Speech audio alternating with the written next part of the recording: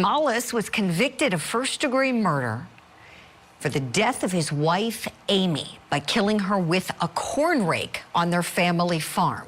He was sentenced to spend the rest of his life in prison without the possibility for parole.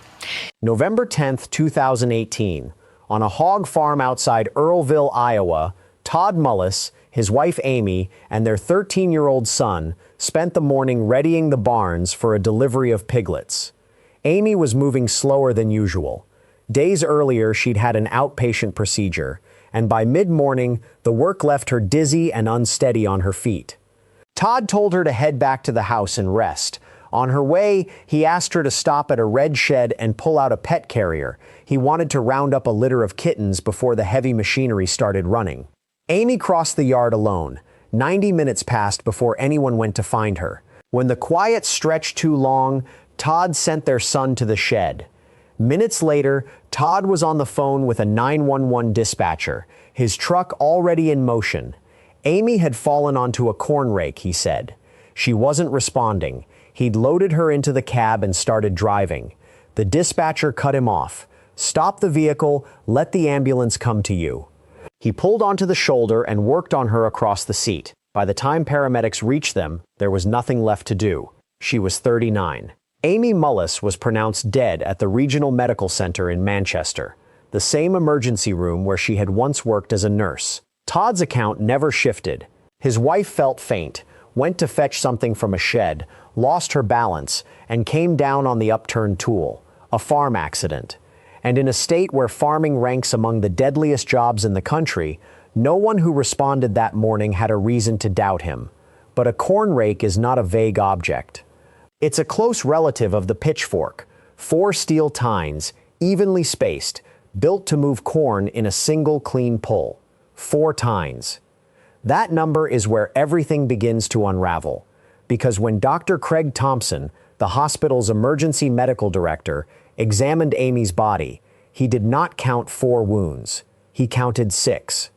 Thompson said nothing to Todd. He didn't raise the arithmetic, didn't ask the grieving husband how a 4-pronged tool leaves 6 punctures in a single fall.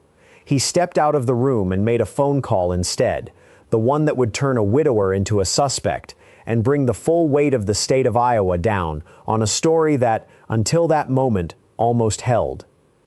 Amy Lynn Fuller grew up in the farmland near Eldora, Iowa, born in 1979 to Robert and Peggy Fuller. She trained as a nurse at Kirkwood Community College and went straight into emergency medicine, St. Luke's in Cedar Rapids first, then the ER in Manchester. Emergency rooms sort people quickly. Amy was the kind who stayed calm while everyone else came apart, the one frightened patients wanted holding their hand. She met Todd Mullis in 2003 at the Delaware County Fair. A year later they married, and she moved onto his land. 3 children followed. She traded the ER for the farm, ran a household built around his operation, and took a seat on the Delaware County Pork Producers Board. On paper, it was a full life. A nurse who became a farm wife and mother, rooted in the same county she'd give her name to in headlines 15 years later. But the woman who could read a crisis in a stranger's vital signs had spent years learning to read one at home. By 2018, Amy wasn't drifting toward the exit. She had chosen it.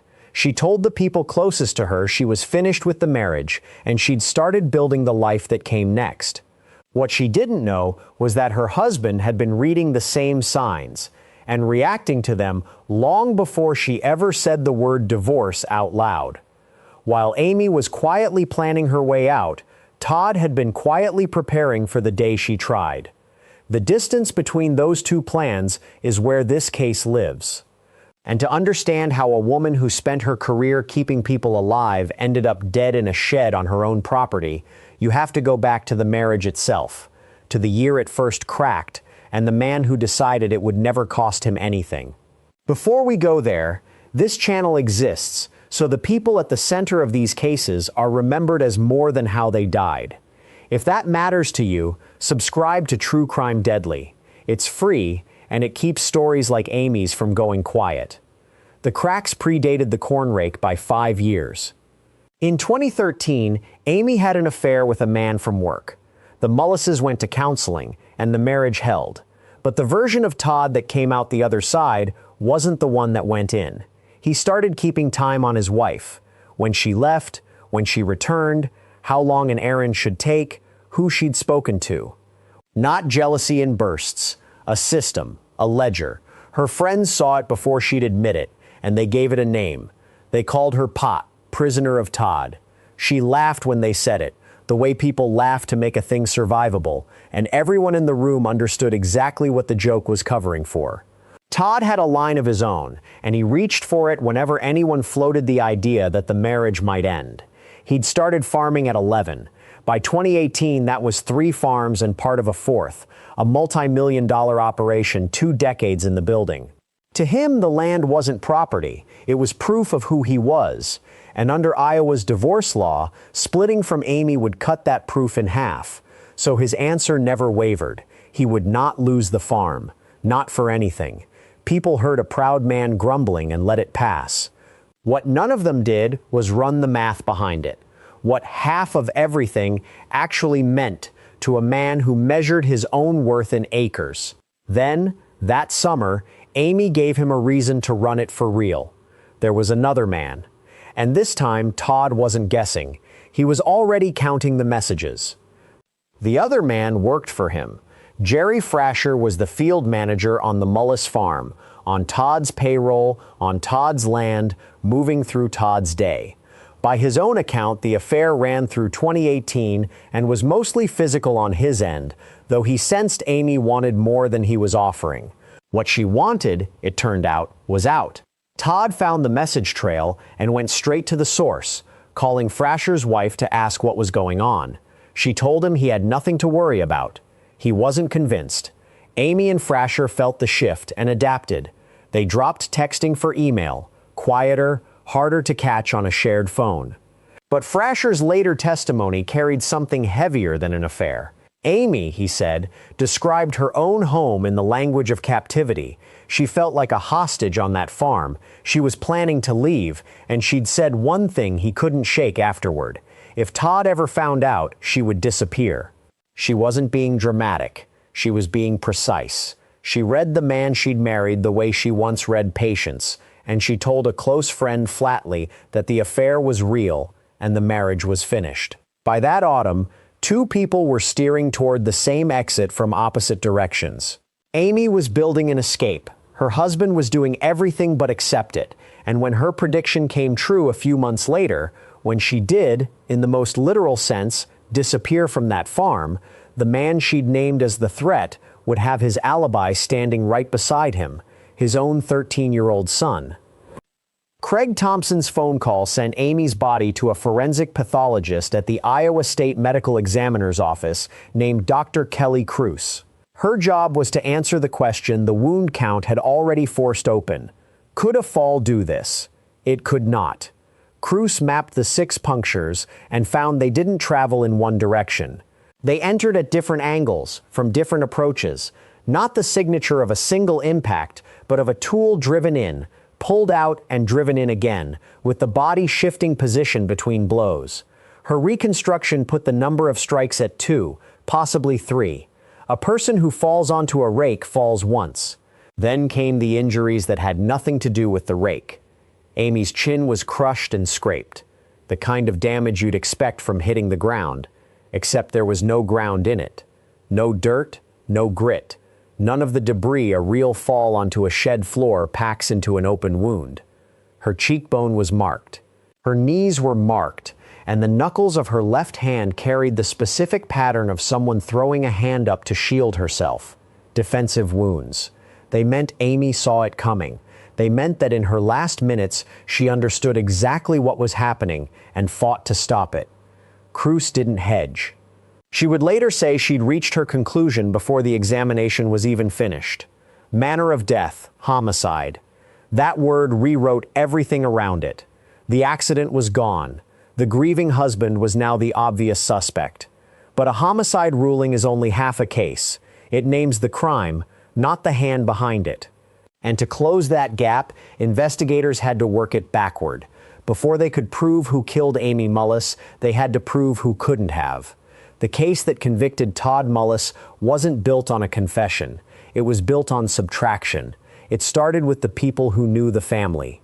Deputy Luke Thompson sat with Todd first, at the hospital, then at the sheriff's office beside Delaware County Sheriff John LeClaire.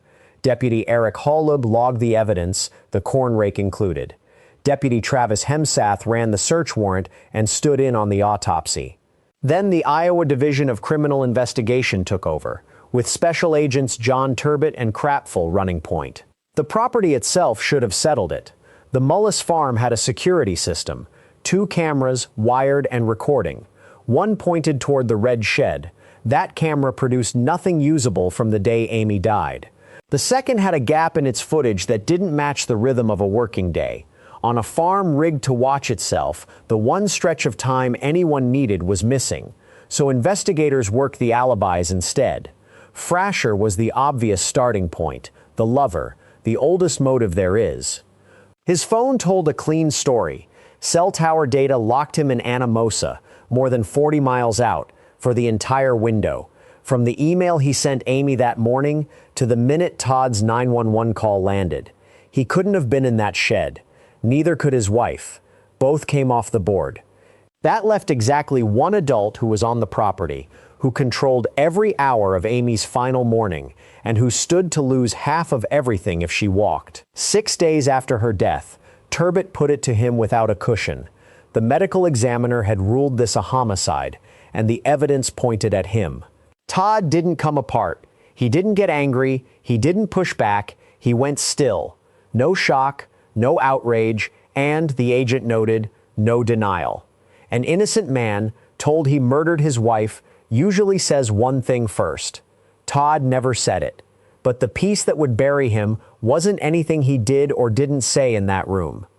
It was sitting on a shelf in his own house, powered off, remembering everything. Inside the house, investigators seized the family's devices. One of them, an iPad tied to Todd's personal accounts, became the most damning witness in the case, and it never took the stand. A warrant served on Google returned roughly 700 pages of search history. Any single line might mean nothing. Together, they read like the outline of a plan. Someone using that account had searched how to kill an unfaithful woman, how ancient cultures, the Aztecs among them, punished adultery, how to run a DNA test on another person without their knowledge. And more than once across 2018, the names Jerry Frasher and his wife. The content was ugly. The dates were worse. The earliest of those searches landed in late 2017 and early 2018, months before a single friend, relative, or coworker knew Amy had taken up with Frasher. Whoever typed them wasn't reacting to a discovery. They were ahead of it. This wasn't a man who found out and snapped. It was a year of quiet study, the same questions asked and re-asked, each pass sharper than the last. Prosecutors would later add the coldest read of all. Amy's outpatient surgery, days before she died, didn't just leave her weak.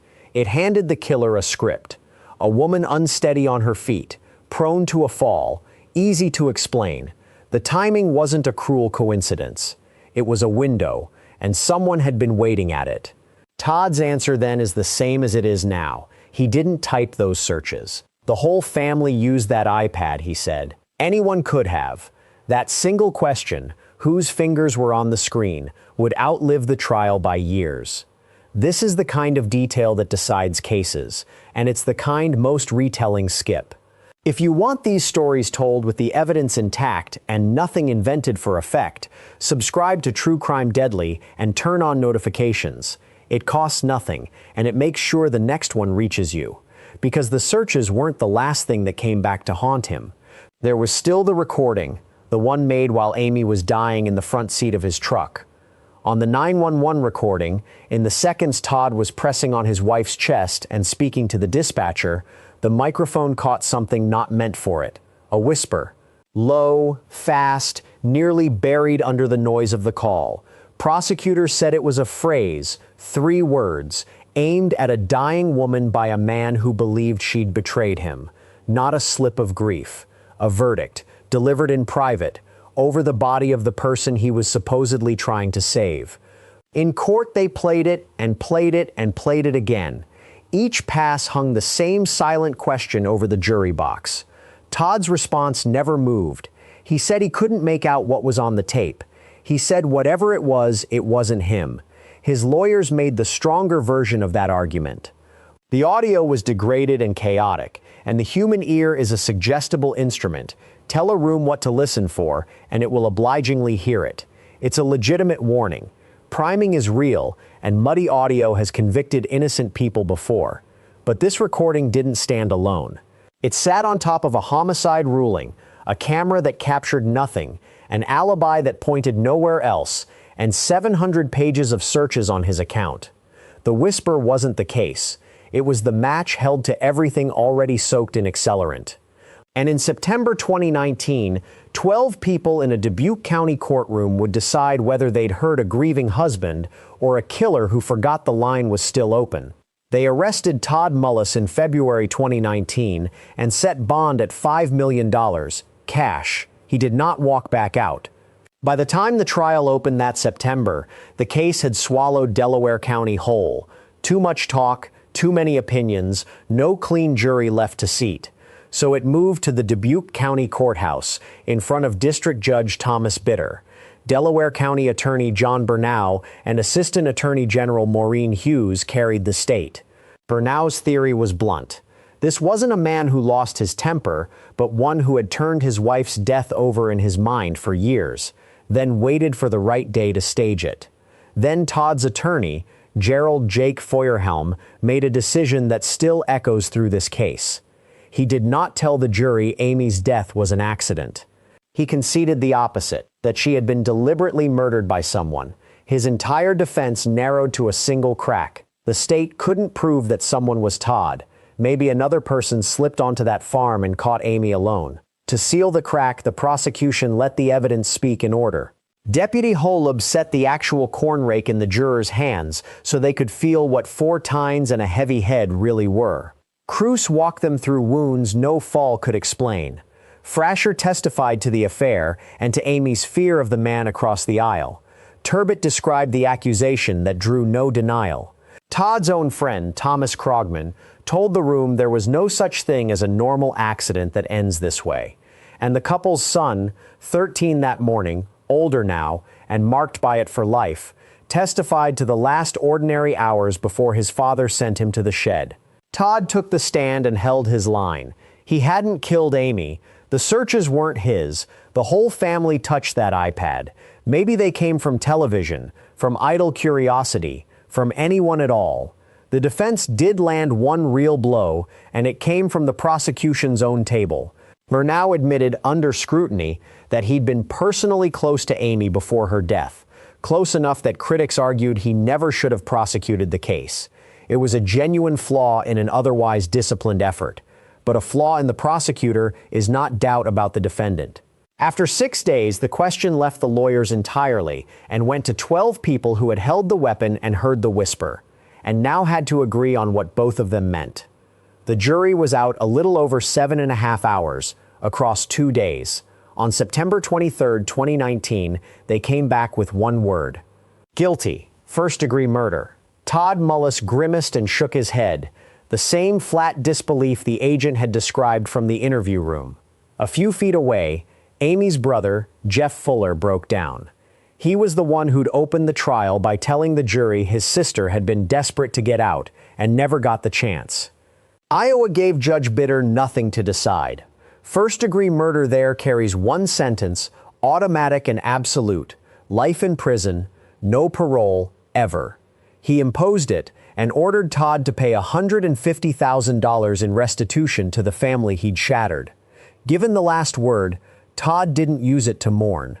He used it to argue, telling the court the system had flipped the burden onto him, forced him to prove his innocence instead of making the state prove his guilt, insisting to the end that he'd been a faithful and loving husband. Across the aisle, Amy's family held on to each other. Todd's attorney was already talking about an appeal. The farm he'd refused to divide was gone anyway, out of his reach for the rest of his life. The verdict read like an ending: guilty man, closed case, sentence with no exit. But Todd Mullis had no intention of letting it be the ending. He was about to spend the next 7 years trying to prove the story the jury had just watched was wrong from the start. Most murder cases end at sentencing. This one split in two. In 2022, the Iowa Court of Appeals reviewed the conviction and left it standing. Todd's answer was to hire new lawyers and open a second front, a post-conviction relief claim arguing the first trial had been rigged against him from the inside. An advocacy group, the Justice for All Institute, took up his banner. His new team argued the investigation had decided on his guilt early and worked backward, and that Feuerhelm's concede the murder gamble had quietly torched the one defense Todd actually wanted to run. They pressed on the seams. Cruz, they noted, had admitted reaching homicide almost immediately, before the full picture was in. Burnau had prosecuted a woman he'd been personally close to, and the original defense never put its own forensic expert or investigator in the field to test the state's version. The prosecution's reply was simple and hard to move. Pick at the edges all you want, the center holds. The wound count, the search history, the timeline, the alibis that cleared everyone but one man. None of it changes. Then, for the first time, the accident theory got a scientist of its own. At a multi-day hearing in March 2025, forensic pathologist Dr. Jennifer Hammers testified that the rake did kill Amy, but that it could have happened without a killer. Her version, Amy fell onto the tines, then fell a second time trying to pull herself free, producing the very pattern Cruz had called impossible. Two credentialed pathologists, the same body, opposite conclusions. Todd's team stacked the record high, 11 live witnesses, 28 more by deposition, more than 100 separate claims of error. For over a year, no ruling came. Then, in June 2026, Judge Laura Parrish answered in 53 pages and rejected every claim. Her core finding cut at Todd himself. He had been the one demanding a fast trial, refusing the delays that might have built the very defense he now said he was denied, and he never once signaled he disagreed with his lawyer's strategy while it was unfolding. Attorney General Brenna Bird announced the decision and made clear her office is ready to do it all again if Todd appeals. Right now, he sits inside the Iowa State Penitentiary, still insisting the tines tell a story of gravity, not murder. The courts have answered the same question 3 separate times. The public hasn't reached the same peace, which is exactly why a case like this is worth staying with. Subscribe to True Crime Deadly so you're here for the next ruling and the next case. Then settle it in the comments. After everything laid out here, do you see an accident or an execution dressed up as one? Strip away the appeals, the experts, the 7 years of filings, and one object remains at the center of it, a corn rake. A tool that hung in 10,000 Iowa sheds and never made the news until it was used to end a life, and then, almost, to explain it away. That was the point of it. Investigators never believed the weapon was chosen at random. It was already there, familiar, boring, the last thing anyone would photograph twice. A tool like that doesn't only kill, it offers a story afterward. She fell, it happens. Look how dangerous these places are. The plan didn't need to be invisible. It only needed to hold for the length of a 911 call. What defeated it wasn't a witness or a confession. It was arithmetic no one could argue with. 4 steel points, 6 wounds, and a woman who fought back hard enough to leave the truth written on her own hands. Amy Mullis was 39. She had spent her working life steadying strangers through the worst hours of theirs, raised 3 children, and finally found the nerve to choose a different future. Everything the evidence shows says she was close to the exit when it was taken from her. The verdict settles the law. It doesn't touch what her 3 children carry now, a mother gone and a father a jury convicted of taking her. No ruling reaches that far. It never will. And the question the courtroom was never built to answer is the one that stays. Not whether Todd Mullis did it, but who Amy might have become if she'd been allowed to walk out that door. If you or someone you know is in a controlling or dangerous relationship, help is available any hour of the day. The National Domestic Violence Hotline is reachable at 1-800-799-7233. You don't have to be in immediate danger to call. You only have to want a way out. Amy tried to find hers. Make sure her story reaches someone who needs it. Subscribe to True Crime Deadly and stay with us for the next one.